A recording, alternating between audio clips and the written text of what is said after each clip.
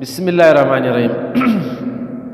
زموږ یو کلاسیک شاعر دی، د 11 هجري پیړۍ یادیږي. د ژوند زمانه داسې خاص سرکونه نه لري چې موږ به وایو چې په دغه ورځ پیدا سوی دی، او د مړینې هم دغه حال دی، نه زوکړه معلومه ده نه یې مړینه معلومه ده. خو د شعرونو له لویه موږ داسې معلومولی سو چې دی په 11 هجري پیړۍ کې ژوندی و، د اورنګزیب باچا په وخت کې ژوندی و. نو د دې دا مطلب دی چې دا د خوشحال بابا د دور شاعر دی. د هزارې یو کلی دی، پکلی ورته وایي، ملکپور. د دغه استوګن پاته سوی دی، په کوچنیوالي مور مړه سوې ده، بیا تروري لوی کړی دی. بیا همیش صاحب لیکلی دی چې د په دا تروري تی ورکړی و. نو د حالت د تروري په کور کې چې کومه مینه ورپېښه سوې وه، یو ځای مین سوی و. نو بیا هغه د تروري د احسان له جوره، هغه مینې له جوره چې هغه د مور غوندې لوی کړی و، بیا دته دغه کورنۍ مینې واره نه خوړه. بیا دی له دغه څخه په شپه باندې سوات ته تللی و، دورې پټ استوګن سوی و، دا علاقه یې پرېښې وه. دا د خودي ده، لویوالی دی. ښه ډېر شاعران لکه یا مو ویلي یا به ووایو چې ځینې خلکو خپله علاقه د شر له وجې پرېښي، ځینې علاقه د ورونو د بدبختۍ له وجې پرېښي، ځینې شاعرانو خپله علاقه د داسې لکه دغه سړی چې دی د هغې مینې له جوره پرېښي چې زه دا مینه که وکړم پلانی به خوابدی سي. نو په ما یې ډېر احسانات چې زه ګز دا دنده نه کوم، زه له دا ځایه ځم. نو دا لوی سړی دی، دا رنګه سوچونه چې په سړي کې پیدا سي، هغه بیا ژوندي وي. حسین به تر قیامته په دغه خبره ژوندی وي. له شعرونه یې داسې معلومیږي لکه ډېر سي ګرځېدلی دی، دهلي له تللی دی، د هندوستان چکرونه یې ویلي دي. نو د ده ځینې شعرونه تاسو واورئ، د اورنګزیب باچا خبره پکې کوي. نو د دغه شاعر زمانه بس همدغه ده. دا په کنج ډکه نوم پیغله مې له څنګه لاړه، که بادشاهي د هندوستان وله اورنګ ولاړه. او لکه زه چې ستا د کوڅې په خاورو فخر کوم، هومره لوی د هندوستان په تخت اورنګ نه کاندي. پوهېږاستئ که چیرې تاسو دیوان پیدا کړئ زوړ، یو شی نه دی پر لیک، شاعر به څنګه معلوموي، ژوند به څنګه معلوموي، دغه لار ده.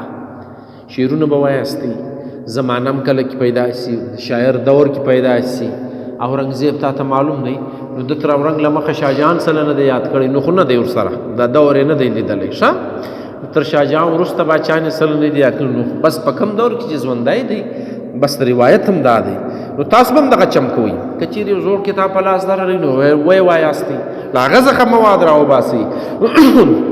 بیا به تاسو هم ژوندي یاستئ.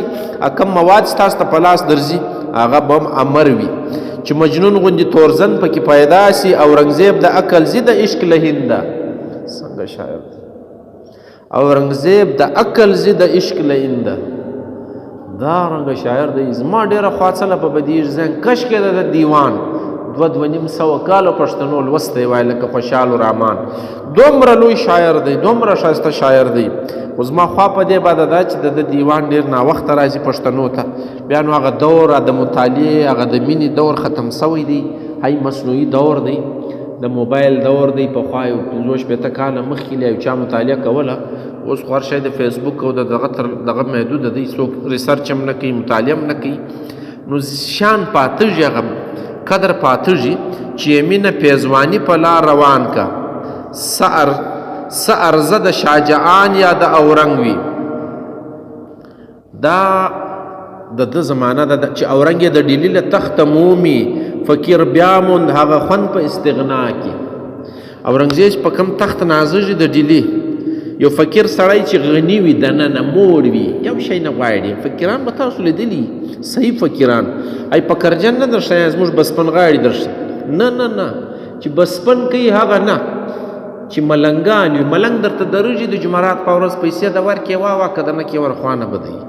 دارنګه خلک دننه ډېر غنیان وي، او بسپن غاړی چې د نه کې ورخوابه دی سګریټ جوړ کړي، ولې دی پروفیشنل فقیر دی، نو پکرجن دی.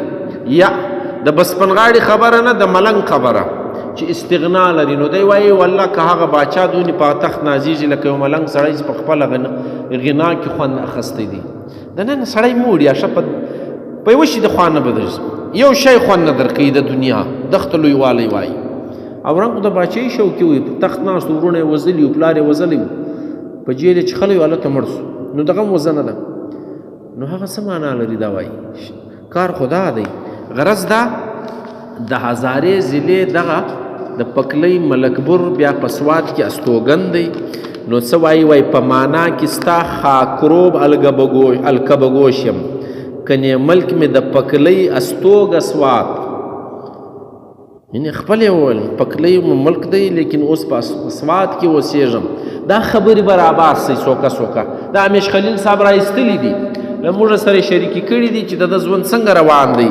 چې پیدا شوې پاکستان ملالې سترګې، چې پیدا شوې پاکستان ملالې سترګې، ځکه پاته له حسینه ملکپور شه.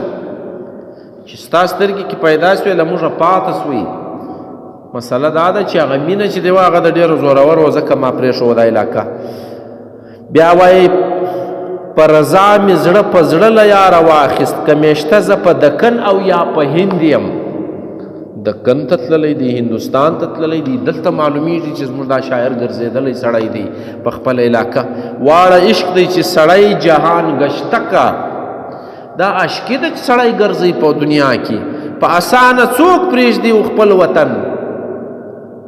خپل وطن یو څوک هم نه پرېږدي په اسانه باندې.